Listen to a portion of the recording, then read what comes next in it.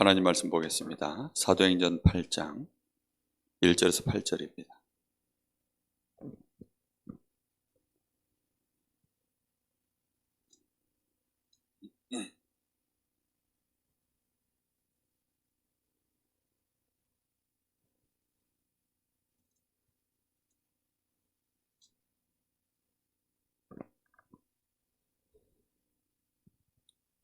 사도행전 8장 1절에서 8절.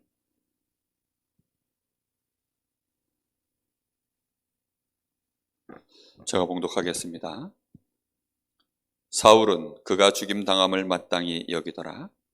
그날에 예루살렘에 있는 교회에 큰 박해가 있어 사도 외에는 다 유대와 사마리아와 모든 땅으로 흩어지니라. 경건한 사람들이 스데반을 장사하고 위하여 크게 울더라. 사울이 교회를 잔멸할새 각 집에 들어가 남녀를 끌어다가 옥에 넘기니라. 그 흩어진 사람들이 두루 다니며 복음의 말씀을 전할새 빌립이 사마리아 성에 내려가 그리스도를 백성에게 전파하니 무리가 빌립의 말도 듣고 행하는 표적도 보고 한 마음으로 그가 하는 말을 따랐더라. 많은 사람에게 붙었던 더러운 귀신들이 크게 소리를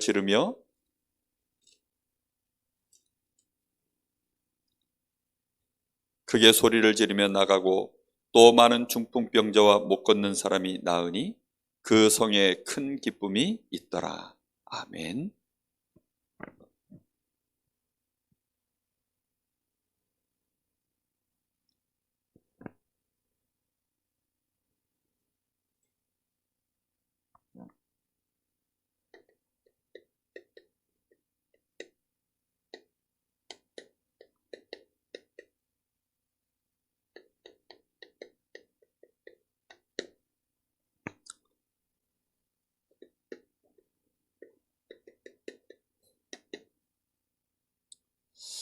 핍박이 일어나면 당연히 흩어지게 되어 있습니다.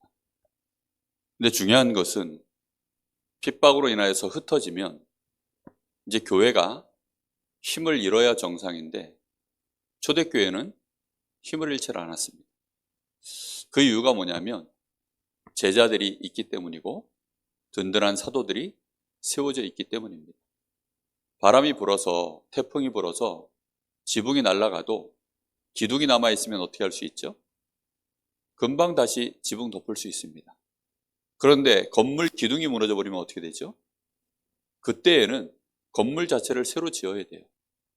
지금 초대교회는 중요한 사도들, 70인 제자들, 이런 일꾼들이 건재하게 든든하게 서 있었기 때문에 아무리 핍박이 일어나도 사실상 지붕이 날아가는 것처럼 보이고 흩어지는 것처럼 보이지만 그냥 또다시 흩어진 곳에서 또다시 전도운동은 진행되어지는 것입니다. 그래서 우리가 정말 마음에 딱 기억하셔야 되는 게 뭐냐면 교회에 중요한 기둥 역할을 할 수 있는 일꾼들이 많이 일어나야 되는 거구나. 어떤 일꾼이어야 될까요? 정말 복음 때문에, 전도 때문에 그 이유를 알고 생을 거는 그런 제자들이에요. 초대교회에는 예수님께서 사도 제자와 70인 제자들 또 그 외에 많은 제자들을 예수님이 세우시면서 사실상 사도와 그리고 평신도 제자들 사이에 그 격차가 거의 존재하지 않았다 할 만큼 같이 훈련을 시켰습니다. 그러다 보니까 사도 제자와 70인 제자 이런 평신도 제자들이 영적인 상태가 사실 거의 비슷한 레벨에서 메시지도 거의 비슷하게 그렇게 할 수 있었던 초대교회 제자들이 그랬어요. 그런데 이게 전도운동이 끊어지고 복음운동이 딱 끊어져 버리면 점점점 교회 안은 어떻게 된 줄 압니까? 이 격차가 확 벌어져요. 누구와 누구의 격차일까요? 목회자와 평신도의 격차가 벌어집니다. 목회자와 평신도의 격차가 벌어지면 무슨 일 벌어지는 줄 아세요? 주일과 평일의 격차가 확 차이가 납니다. 교회 당과 교회 밖에 우리의 현장의 격차가 확 벌어져요. 무슨 말인지 이해됐습니까? 정말로 우리 평신도들이 목회자와 같이 하나님 앞에 복음 알고 말씀의 흐름 알고 기도할 수 있어야 그래야 흩어진 현장에서 똑같이 평일날 거기에서 예배가 되고 거기에서 전도가 되고 거기에서 사실은 기도할 수 있는 이런 역사들이 이어지는 것입니다. 그런데 지금 한국 교회가 모이는 교회는 커요. 근데 흩어지면 뭐가 안 되죠? 온데간데 없어요. 그럼 왜 그렇습니까? 실제로 복음운동, 전도운동이 제대로 안 되면 그렇게 될 수밖에 없는 겁니다. 우리 다락방 단체가 얼마나 감사하냐면 초창기 때는 아예 지금도 마찬가지죠. 목회자와 평신도 랩런트들이 다 같이 훈련받았다니까요. 근데 이 흐름이 초대교회의 흐름이에요. 예수님이 물론 따로 사도와 70인을 세워서 따로따로 훈련을 시키긴 했어요. 그러나 실제 전도 내용은 똑같고 성령을 받을 때 마가의 다락방에는 모든 제자들이 함께 감람산에 모일 때에도 모든 제자들이 함께 거기에서 말씀을 받고 마가의 다락방에서 함께 기도하다가 응답받았습니다. 꼭 기억해야 됩니다. 정말 우리 교회가 시간이 지나면 지날수록 누가 일어나야 됩니까? 평신도들이요, 힘있게 일어서야 돼요. 평신도들이 목회자만 바라보고 손가락 빨고 있으면 그럼 벌써 심각한 문제가 오는 겁니다. 가정 안에 여러분 자녀들이 어릴 때는 당연히 부모 쳐다보고 손가락 빨지요. 그렇죠? 그러나 시간이 지나면 이 자녀들이 이제 초등학교를 들어가고 중학교, 고등학교 들어가면 점점점 뭐 하죠? 부모에게 모든 거 허락받지 않아요. 정말 미성년자로서의 선을 넘어가야 되는 이런 경우 말고는 알아서 인도받는 거죠. 그러면서 아이들이 크면서 어느 날 한 사람의 성인으로 딱 인정받을 때에는 부모의 터치를 받지 않는 거죠. 영적으로도 교회 안에 그렇게 되어져야 되는 것입니다. 그런데 10년이 지나고 20년이 지나고 30년이 지났는데도 교회를 다니는 신자들이 목사 때문에 시험 들고 교회 때문에 시험 들고 이제 이렇게 된다는 말은 너무나 이 격차가 심각하게 벌어져 있는 거예요. 이게 이제 시간이 지나면 뭘로 그럼 바뀌느냐? 조건주의로 바뀌어요. 시간이 지나면 결국은 사람 중심으로 모든 시스템이 돌아갑니다. 그러다 보니까 사람이 커 보여요. 인본주의로 바뀝니다. 결국은 신학도 여기서 병들기 시작해요. 왜입니까? 실제 현장에서 역사가 없으니까요. 평일날 현장에서 교회 안과 교회 밖의 온도가 너무 크게 벌어지는 거예요. 이렇게 되어지면 조금만 교회 시험 들면 교회는 어떻게 됩니까? 와장창 바스러지는 겁니다. 목사 한 사람이 무너지면 그냥 교회가 무너져 버리는 형국이 너무 지금 쉽게 벌어지고 있는 거예요. 그런데 초대교회는 어떻습니까? 사도가 순교를 당해도 교회가 안 무너져요. 교회의 중요한 중직자가 순교를 당해도 교회가 무너지질 않습니다. 왜지요? 그게 목회자와 평신도의 실제 하나님이 질서를 위해서 세우는 이 교회 안에 목회자, 중직자 이렇게 세운 거지, 실상 영적인 힘과 상태는 목회자의 버금가는 평신도들이 일어나 있기 때문입니다. 그래서 우리가 마음에 담아야 돼요. 저는 제 마음에 지금 우리 교회 캠프를 하고 이제 몇 년 동안 제가 지금 마음속에는요, 일꾼을 세워 올리는, 실제로 그래서 캠프도 하고 현장 살리고 이런 일들을 하면서 어떻게 하든지 일꾼들을 끌어올리려고요. 그것은 너무나 중요한 일입니다. 특히 부교역자들이 힘있게 일어서야 되거든요. 담임 목사가 없어도 충분히 담임 목사의 일을 감당할 수 있을 만큼 그렇게 일어서야 되는 거예요. 그렇게 안 되어지면 어느 날 교회가 담임 목회자가 부재한다거나 교역자가 부재한다거나 아니면 또 교회 안에 중요하게 뭐 한두 사람이 막 들고 뛰다가 그 사람이 부재하면 그 파트가 무너져 버리는 일들이 비일비재하죠. 그래서 우리는 마음에 진짜 담아야 되겠습니다.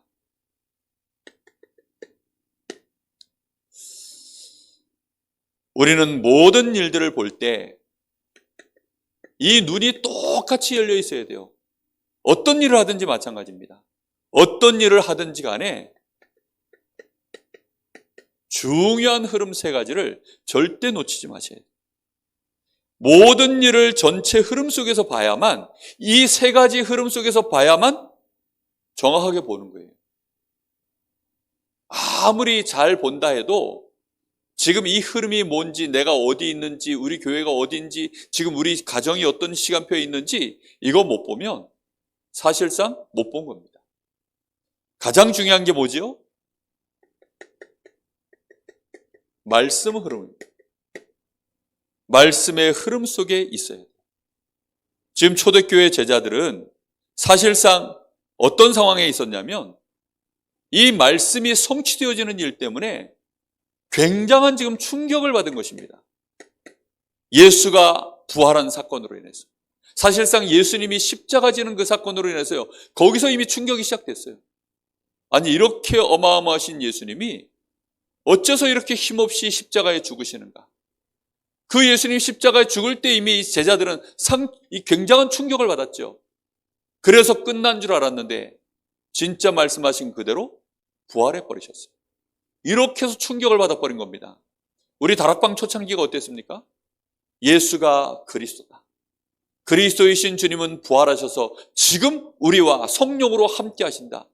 이 메시지 하나에 전도는 되어지는 거야. 이런 메시지 하나예요. 얼마나 많은 목회자와 성도들이요 충격을 받았는지. 우리는 충격 속에 이 말씀의 흐름이 지금 가고 있는 겁니다. 그래서 그리스도가 오셨는데 이 그리스도가 바로 예수시구나. 예수가 맞다라고 하는 증거로 부활하셨구나. 이런 일들 자체가 엄청난 충격이 되어졌습니다. 이 속에서 충격받은 제자들이 가장 중요하게 이제 눈을 뜬 게 뭐냐면 이 충격 속에 머물러 있으면 안 되거든요. 대부분 신자들이 충격 속에 머물러 있어요. 그래서 어떤 성도들은 초창기 때 그 감성, 초창기 때 그 감성을 못 잊어가지고 그때가 좋았지 막 이러면서 그때 그 메시지 좀 듣고 싶다 막 이런. 지금 그 시간표가 아닙니다. 맨날 충격받고 있을 시간표가 아니고요. 지금은 이제는 뭐 해야 될 시간표냐? 빨리 충격에서 벗어나서 현장을 봐야 되는 시간표입니다. 그래서 전도의 흐름을 빨리 보셔야 돼요. 전도의 흐름을 본다는 얘기는 뭐죠? 지금 현장에 이 사단의 나라가 보여야 된다는 얘기입니다. 사단의 나라가 보여야 돼요. 지금 로마라고 하는 이 엄청난 강대국, 로마라고 하는 이 강대국이 알고 봤더니 완전히 지금 사단의 종노릇 하고 있구나. 사단이 원하는 대로 우상을 만들어가지고 지금 이 복음운동 방해하고 예수를 주라 얘기하는 이자들을 지금 핍박하고 죽이고 모든 죄악이 많아 우상 문화를 싹 다 전 세계에 퍼뜨리는 일에 이 사단의 나라에 심부름하고 있는 게 이 강대국이구나. 이 눈을 딱 떠야 됩니다. 이스라엘 나라, 아무 힘도 없는 이스라엘 나라, 이거 주권 회복하는 게 중요한 게 아니구나. 육신의 나라를 회복하는 것이 중요한 게 아니구나. 이 현장에 뭘 이루어야 됩니까? 하나님의 나라를 이루는 것이 너무나 중요하구나. 이 눈을 떠야 돼요. 이번 명절이 되어지면 가면은 전부 사람들은 무슨 얘기할까요? 아마 이스라엘 나라 얘기하고 로마 얘기할 겁니다. 어느 집은 잘 사니, 어느 집은 망했니, 누구는 잘 됐니, 누구는 안 됐니, 누구는 시집을 갔니, 안 갔니, 누가 이번에 또 병들어서 집안에 누가 요양원에 갔니, 안 갔니, 누가 좋은 데 취직을 했니, 별의별 얘기들을요 많이 들을 겁니다. 그런데 우리는 무슨 눈을 떠야 됩니까? 강한 자들은 결국은 그걸 가지고 뭐 하죠? 흑암의 문화를요 자꾸 퍼뜨리는 거예요. 그러면 하나님의 백성들이요 이스라엘 나라라고 하는 생각 속에 묶여 있으면 주눅이 딱 들어버려요. 거기에 우리는 무슨 눈을 떠야 됩니까? 여기에 흑암 권세가 완전히 무너져야 되는 하나님의 나라. 이 눈을 뜨고 지금부터 진짜 기도하셔야 돼요. 그래야 전도의 흐름을 가지고 우리가 보여지는 만큼 그때부터 뭘 하느냐? 내가 얼마만큼 기도하면 되겠구나. 이게 나와요. 그게 기도의 흐름입니다. 초대교회 제자들은 아예 완전히 기도 속으로 올인해 버렸습니다. 그냥 오직 기도 속으로, 오로지 기도 속으로. 누구의 능력 외에는 안 됩니까? 성령의 능력 외에는 절대 안 되는구나. 성령의 역사는 안 되는 거구나. 그래서 그걸 어디에서 기도했습니까?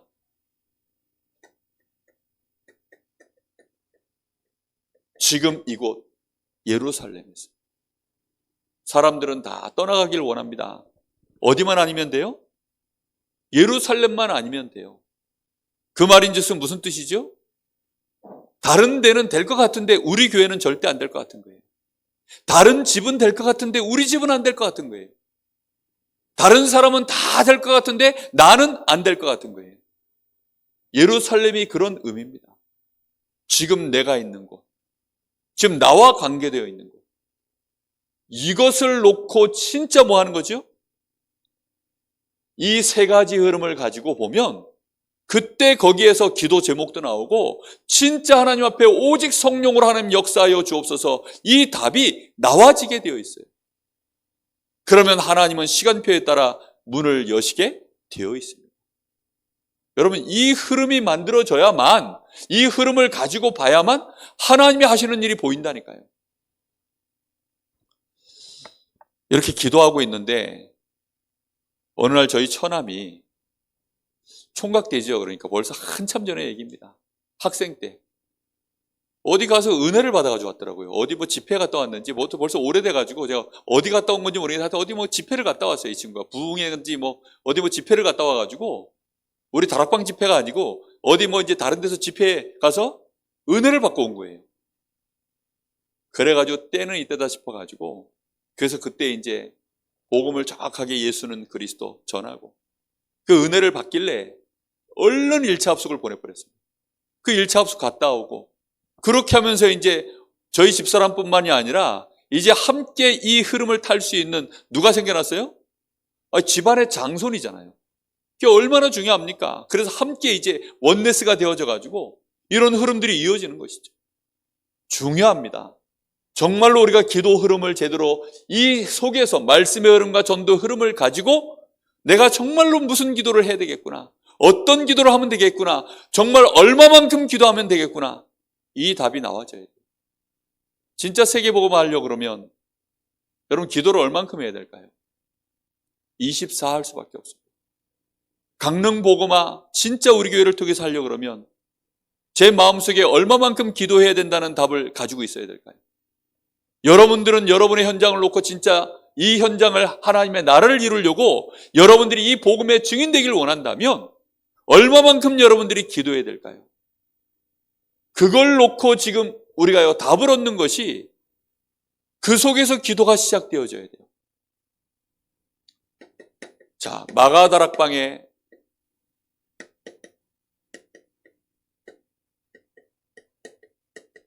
제자들을 보세요. 이 마가의 다락방의 제자들은 이렇게 놓고 이 흐름 속에서 기도하다가 이 사람들이요 굉장한 충격을 받은 것입니다. 하여튼간 충격의 연속이에요. 이 현장은 마가의 다락방에 모였던 제자들 자체가 예수님의 십자가와 이 부활 사건 자체가 엄청난 충격이었죠. 그리고 나서 이 사람들이 마가의 다락방에서 정말 기도하다가 뭘 체험합니까? 요셉 또는 다윗, 모세, 이렇게 이스라엘 역사 속에 엄청난 인물들이 있잖아요. 그 사람들에게 하나님이 함께 하셨던 그 여호와의 신, 그 성령이 누구한테 임하는 걸 체험해요? 자신들에게 성령이 임하는 것을 이 사람들이 체험한 것입니다. 이 자체가요 엄청난 충격적인 사건인 거예요. 여러분 정말로 이 은혜 속에 들어가시기를 예수님의 이름으로 축복합니다. 여러분의 가정에서, 여러분의 현장에서 우리 교회가 이런 성령의 역사와 성령의 바람, 불같은 바람 같은 역사가 일어난다면 어떤 일이 벌어지죠? 정말로 충격받는 것은 누구냐? 우리 자신이 받습니다. 그리고 나면 거기에서 이제 그 뒤에 3장, 4장, 5장, 6장, 7장 하나님의 역사가 쫙 이어져 가잖아요. 그 이어져 가는 속에 상상할 수 없는 일이 벌어진 거죠. 뭐가 벌어졌습니까? 큰 박해가 벌어지면서 스데반이 순교하는 일이 벌어진 것입니다. 이런 일들 자체 하나하나가 엄청난 충격이 되어지는 것입니다. 생각을 해보세요. 여기 같이 신앙생활하던 분이, 그것도 우리 교회 중직자가, 아니 지금 이 현장에서 전도하다가 이게 종교재판 속에 넘겨져 가지고 말도 안 되는 사건 속에서 이렇게 누명을 쓰고 그래가지고는 거기서 순교를 당했다? 여러분 어떤 일이 벌어지겠습니까? 아니 같이 신앙생활하던 분이 멀쩡히 잘 같이 계시다가도 혹시 뭐 사고나 병으로 돌아가시면도 우리가 충격인데요. 안 그렇습니까? 그런데 이런 중요한 지금 중직자로 세워진 지 얼마 안 된 이 스데반이요 이렇게 순교를 당하는 일이 벌어지니까 얼마나 큰 충격이 되겠습니까? 사실은 교회는 충격. 이게 안 일어날 수가 없어요. 전부 누가 하시는 일이죠? 하나님이 하시는. 또 하나님의 허용 안에서 사단이 벌이는 일. 이러니까요. 영적 세계에서 벌어져서 이게 결과로 나타날 때에는 우리가 이해할 수 없는 일들 연속으로 계속하는 것입니다. 이런 위기 속에서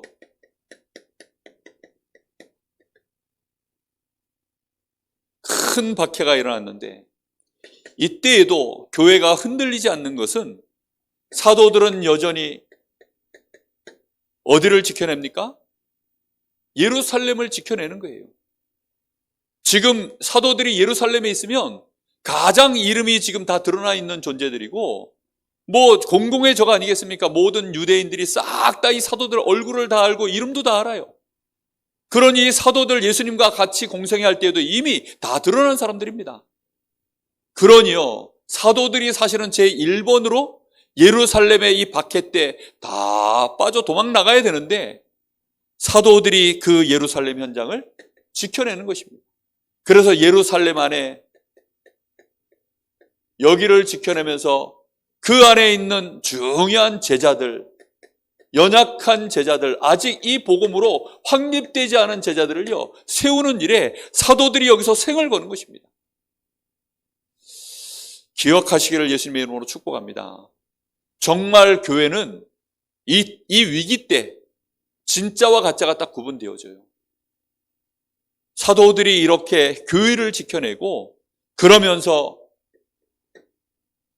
사실상 안타까운 게 그렇게 하면서 또 하나는 뭐냐면 유대인으로서의 이 사도들이 또 한계를 보이는 모습도 사실 나옵니다. 사마리아 현장, 이 예루살렘을 벗어나서 온 유대와 그 다음 어디까지 가야 되죠? 사마리아와 저 이방 현장까지 사실은 가야 되는데 사도들이 사실상 요 한계에 조금 묶여있는 조짐이 사실 여기서부터 보이는 것은 사실이에요. 자, 이러고 있는데 그 안에는 흩어진 제자들이 있는 겁니다. 이 흩어진 제자들 중에 헬라파 제자들이 많아요. 스데반도 헬라파 사람이죠. 빌립도 헬라식 이름이에요. 그 말은 무슨 말입니까? 유대 정통 사상에 그래도 자유로운 사람이란 뜻이에요. 선민이라고 하는 이 사상 안에 이방인 뭐 이런 거 없이 평상시에 이 사람 지내는 지역들이 전부 어디죠? 이방인 지역에서 지내는 거예요. 이방인들과 교류하고 이러다 보니까 이방인이라고 하는 이 한계를 그래도 쉽게 문화적으로 좀 덜 그 고리 안에 덜 묶여 있는 제자들이 헬라파 유대인, 헬라파 이 제자들입니다. 이런 제자들이 어디로 나가서 복음을 전합니까? 온 유대 땅으로 나가서 이 복음을 전하기 시작하는 겁니다. 그런 중에 빌립은 아예 어디로 갔어요? 상종도 하지 못하는 이 사마리아 성으로 빌립이 들어가서 복음을 증거하는 것입니다. 요 흩어진 제자들, 요 빌립, 요런 제자들이 누구와 같이 지금 훈련을 받은 제자들입니까? 사도들과 같은 훈련을 받은 제자들이에요. 만약에 이 제자들 눈에 이제 우리는 어떻게 하면 좋지? 복음도 정리가 되어 있지 않고 실제 기도의 힘도 없고 성령의 인도와 성령의 역사 실제로 체험하지 못하고 말씀의 흐름과 말씀의 성취, 이런 인도들을 실제로 보지 못하고 하나님의 나라의 일, 이게 뭔지를 모른다면 이 제자들이 나가서 어떻게 온 유대에 나가서 이 복음 운동을 할까요? 그럼 불가능하죠. 빌립이 이 사마리아 현장을요 가슴에 품고 이 현장을 실제로 들어가 버린 거예요. 여기가 어디라고 지금 거기로 혼자 들어갑니까? 근데 이 빌립 집사가 그 현장을 들어간 거예요. 저는 그래서요 진짜 제 마음에 담고 아예 결단을 딱 했어요. 이런 일꾼들이 일어나야 된다. 이런 일꾼들이 일어나지 않으면 교회는 사실상 너무 힘이 없는 것입니다. 세대 교체가 일어나면 어떻게 될까요? 교회는요 막바로 무너지는 거예요. 정말로 이게요, 여러분 생각해 보세요. 만약에 한두 명 사고로 없어지면 어떻게 될까요? 교회는 심각하게 무너지는 것입니다. 만약에 초대교회 그 1세대에 지금 이 사도들과 바울 사도 이런 중요한 제자들로만 딱 끝나고 그 뒤에 중요한 제자들이 또 계속 디모데와 같은 이런 중요한, 또 그 밑에 중요한 평신도 제자들이 올라오지 않았다면 그 엄청난 박해 시대에 250년 동안 로마의 멸명왕자가 일어나가지고요 엄청나게 죽게 됐거든요. 과연 로마 복음화가 가능했을까요? 과연 세계 복음화가 됐을까요? 그거는 안 되는 일입니다. 그래서 우리는 마음에 딱 품어야 돼요. 정말로 이 복음 운동을 위한 제자를 세우는 일이라면 사도가 됐든 평신도가 됐든 정말로 목회자가 됐든 평신도가 됐든 이런 중요한 일꾼들을 이렇게 세우는 일이라면 우리는 로컬 파라 장벽을 다 깨야 됩니다. 이 장벽을 못 넘어서면요 큰일 나요. 사실상 이 초대교회 이 마가다락방의 이 사도들, 이 사람들은요 로컬, 특히 베드로는 로컬이라고 하는 이 굴레를요 절대 못 벗어났어요. 근데 그거를 깨버리고 넘어선 인물이 나왔죠. 사도들 중에 유일하게. 누굽니까? 그게요 바울입니다. 바울. 교회사를 그래서 보면 로컬이 강하던 시절에는요 교회가 결국은 힘이 없어서 무너집니다. 왜요? 교회는 교회 안에서만 푹짝푹짝하면 몇 사람만 있으면 돼요. 솔직한 말로 목사 한 사람, 반주자 한 사람만 있어도 됩니다. 안 그렇습니까? 교회 찬양하는데 반주자 한 사람 있으면요 영적인 분위기 좋으니까. 없으면요 목사 한 사람만 반듯하게 있어도 교회는 돌아가요. 그렇죠? 그러면 나머지는 어떻게 될까요? 성도들이 힘이 하나도 없어요. 있을 필요도 없고. 그런데 진짜 파라를 보기 시작하면 그때는 예의가 달라집니다. 저 파라 현장은 정말로 흑암의 나라 속에 묶여있고 저 현장에 하나님의 나라를 이루고 말씀 운동하고 정말 성경에 나와 있는 그런 지교회 세우고 캠프하려고 하면 전부 누가 있어야 되죠? 제자들, 평신도 제자들이 있어야 되는 겁니다. 그래서 감리교회 사실은 창시자가 아닌데 감리교회 창시자라고 하는 요한 웨슬레 이런 분들이요 사실은 교회를 세운 게 아니에요. 파라에서 전도운동한 겁니다. 이러다 보니까 구석구석에서 힘 있는 제자들이 일어나고 살아나니까 교회가 당연히 힘을 얻잖아요. 이러니까 이제 감리교가 만들어진 거예요. 그런데 이 웨슬레가 이제 가고 나니까 뭐가 또 없어져 가기 시작해요? 전도운동이 현장에서 멈춰져 버린 겁니다. 그러니 어느 날인가는 또 감리교단이 또 약해지기 시작하는 거예요. 이게 교회사에 계속 반복되는 일입니다.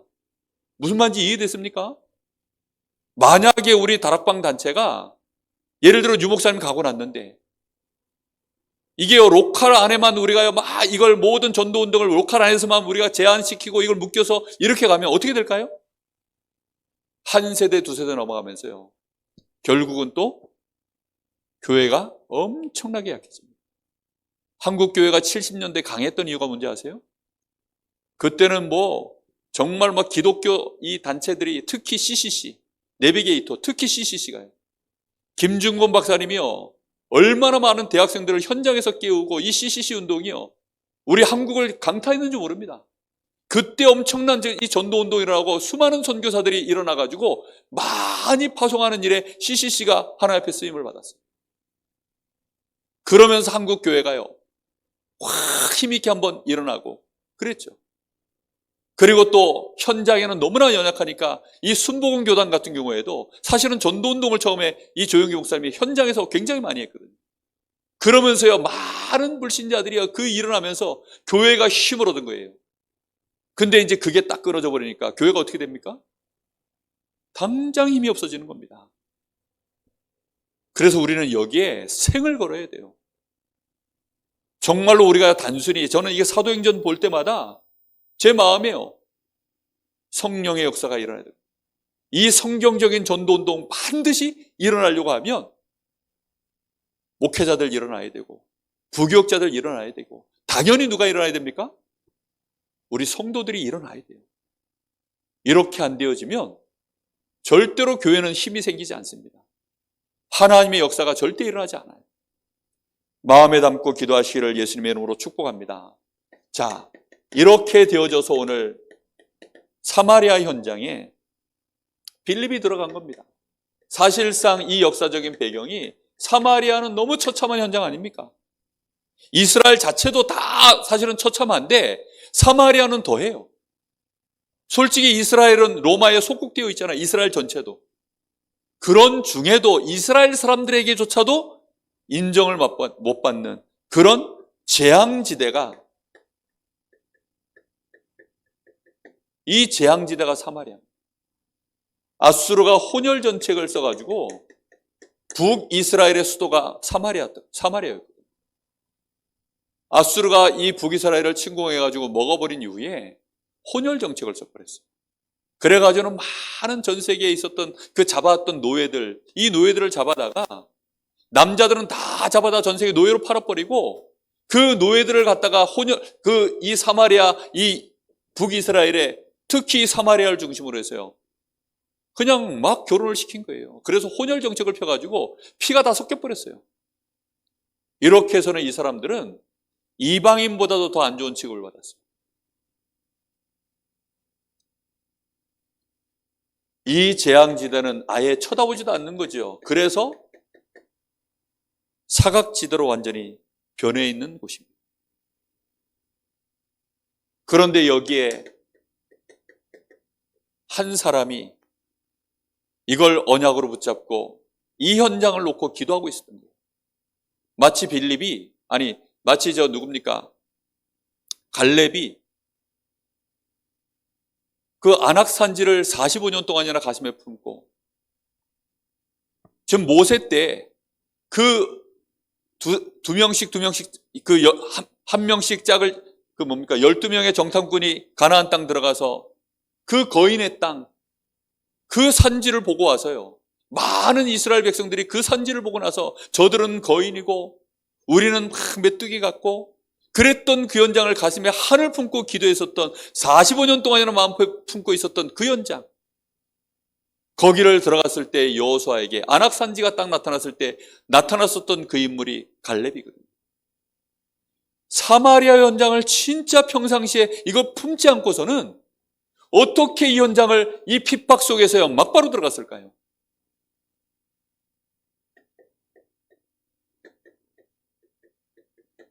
빌립은 그 마음에 이 땅은 내 땅이야, 품었던 게 확실합니다.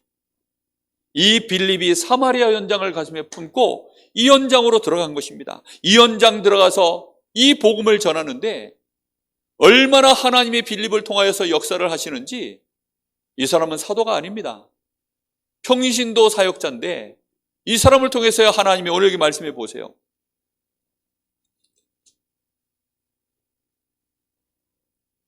(6절에) 보니까 빌립의 말도 듣고 내려가서 그리스도를 백성에게 전파하니 행하는 표적도 보고 한 마음으로 그가 하는 말을 따르다. 그러니까 거기에서 많은 사람에게 붙었던 더러운 귀신들이 크게 소리지르며 나가고, 또 많은 중풍병자와 못 걷는 사람들이 나으니, 그 성에 뭐가 있었다고요?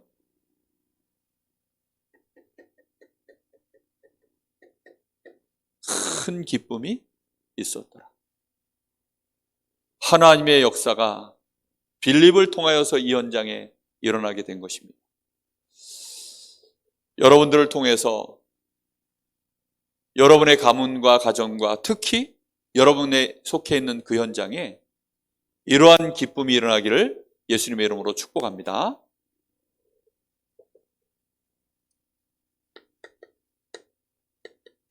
여러분 마음에 담고 진짜 기도하세요. 이제부터 여러분은 모든 일을 할 때마다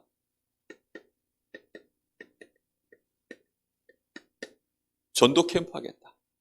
이 눈으로 보시면 됩니다. 제가 왜 헌신 예배를 앞두고 예비 캠프를 얘기합니까? 본 캠프, 그러니까 디데이를 정해야만 헌신 예배는 디데이예요.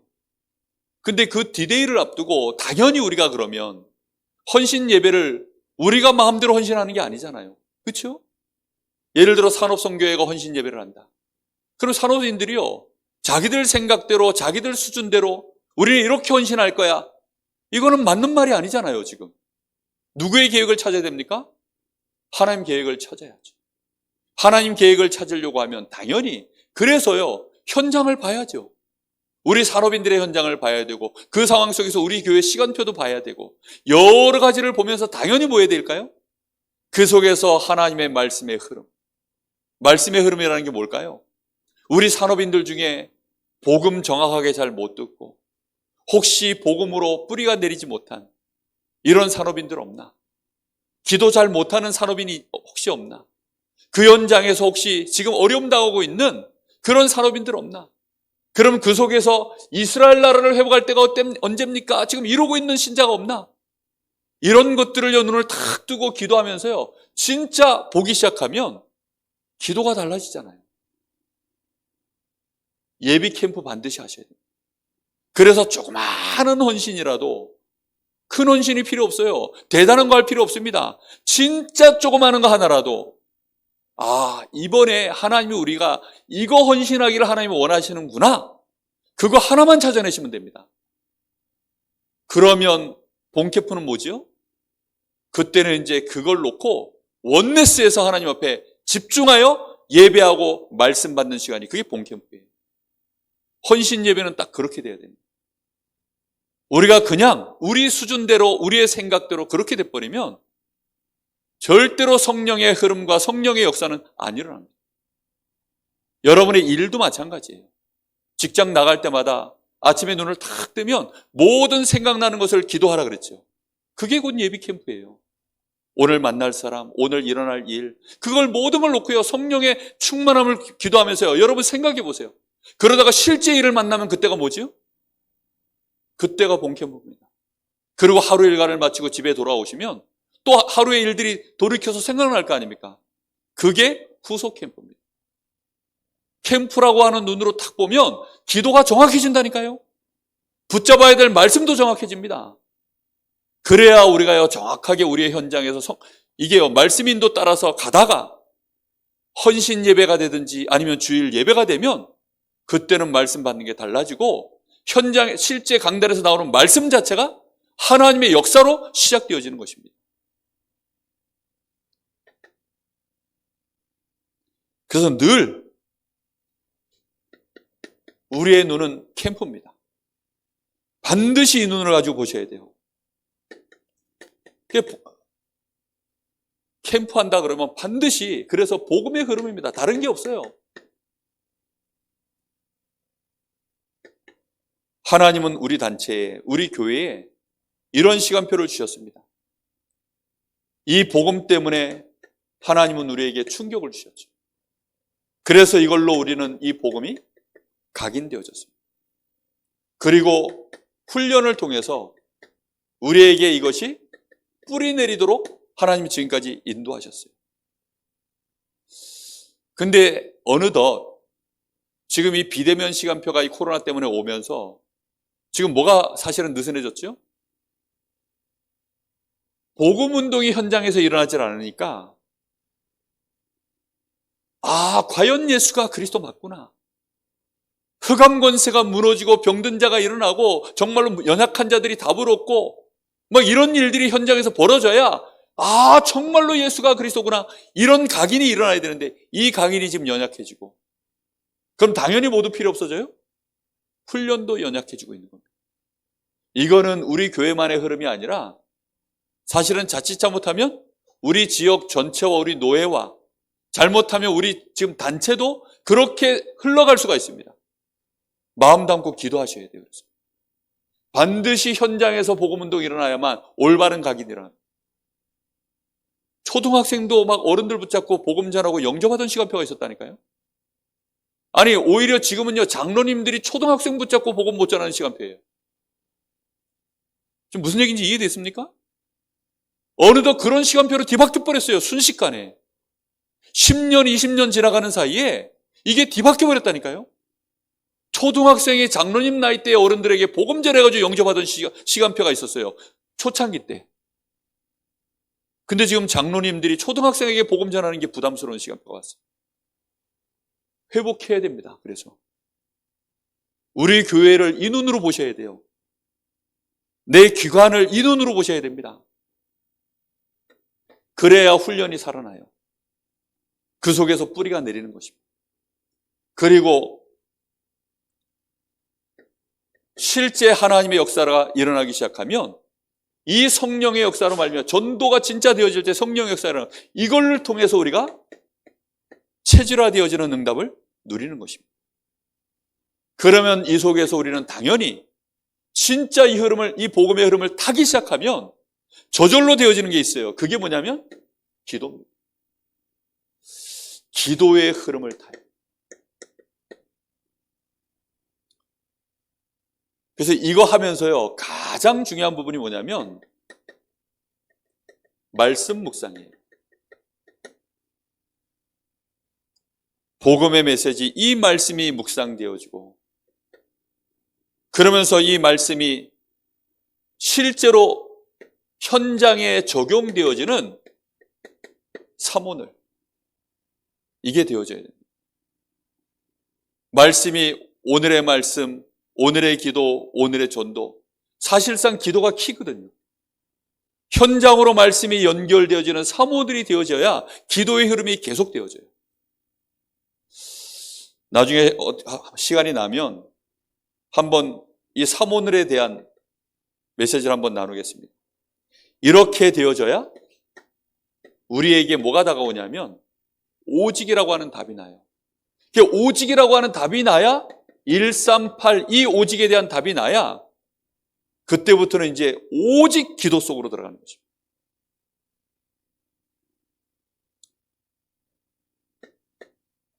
그렇게 해서는 실제 전도의 흐름을 확인해 보셔야 돼요.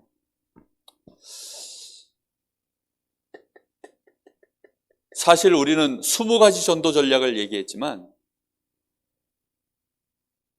20가지 전도 전략을 가지고 성경적인 전도 운동을 지금까지 우리가 해왔어야 되는데 제가 보기에는 개인 전도 수준에 머물러 있었어요. 개인 전도에서 그 사람에게 복음 편지, 그 정도에서 교회화시킨 딱 요 정도 수준이었어요. 개인 전도는 가장 기초입니다. 기초. 이제 이걸 가지고 뭐 해야 되냐면 시스템 전도를 할 수 있어요. 그 시스템 전도의 가장 중요한 게 뭐냐면 그래서 캠프예요. 시스템 전도를 해야만 실제 지역을 장악할 수 있는 전도가 돼요. 다락방에서부터 지교회까지. 이 응답을 실제로 우리가 인도받으면서 이 흐름을 타야 돼요. 정말 한번 마음에 담아보시기 바랍니다.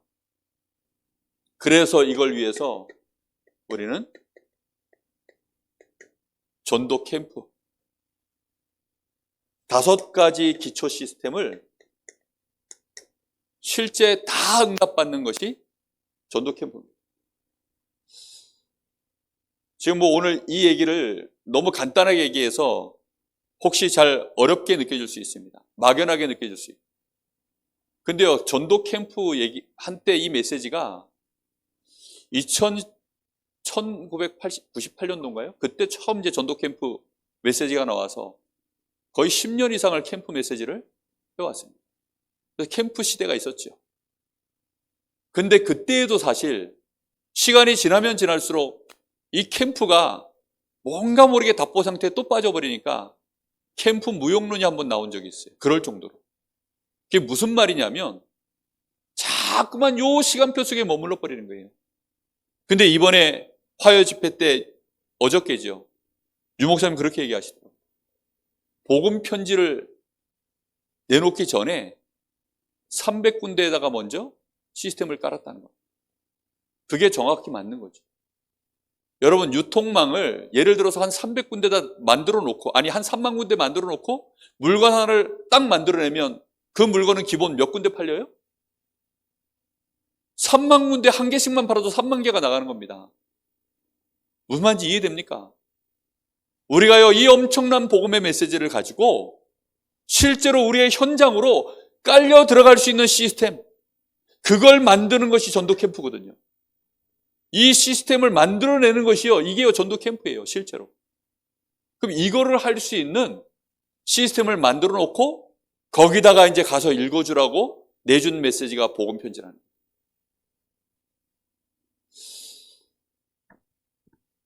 꼭 그걸 할 겁니다. 여러분 마음 담고 기도하셔야 돼요. 제 마음에는 그래서 빌립이 가지고 나갔던 메시지, 여기 흩어진 제자들이 가지고 나갔던 그 메시지, 그 제자들이 현장 들어가서 똑같이 지역을 장악하는 전도 운동할 수 있었던 그 눈, 그리고 그 메시지, 그게 성경에 일어났었던 성경적 전도 운동입니다. 그런 제자들이 일어나야 오히려 핍박이 일어나면 확실한 제자들이 더 일어납니다. 그래서 우리 다락방은 지금까지 큰 핍박을 당할 때 오히려 큰 응답들을 굵직굵직하게 받아왔습니다. 우리 교회가 확실하게 다락방 교회가 된 것은 핍박 때문에 이 강릉 지역의 수백 개 교회 중에 유일하게 다락방 교회로 확실하게 선이 거져버린 거예요. 그리고 이 안에 누가 들어온 거죠? 이단 소리 들어도 상관없다, 예수가 그리스도, 이 결론 난 사람들이 들어온 거예요. 그래서 정말로 중요한 시작은 그렇게 된 것입니다. 여러분, 우리가 마음에 담고 정말 기도하셔야 됩니다. 그래서 헌신 예배가 단순히 그냥 한 번 헌신 예배가 아닙니다. 여기에는 중요한 영적 싸움이 있고 큰 흐름을 이제 올바르게 가져가고 혹시 잘못된 거 있다면 그 흐름을 바꾸는 그런 중요한 시간표 속에 있습니다. 정말 우리 모든 우리 중직자 성도들 이 흐름을 이해하시고 함께 기도 속으로 들어가시기를 예수님의 이름으로 축복합니다. 우리 같이 기도하겠습니다.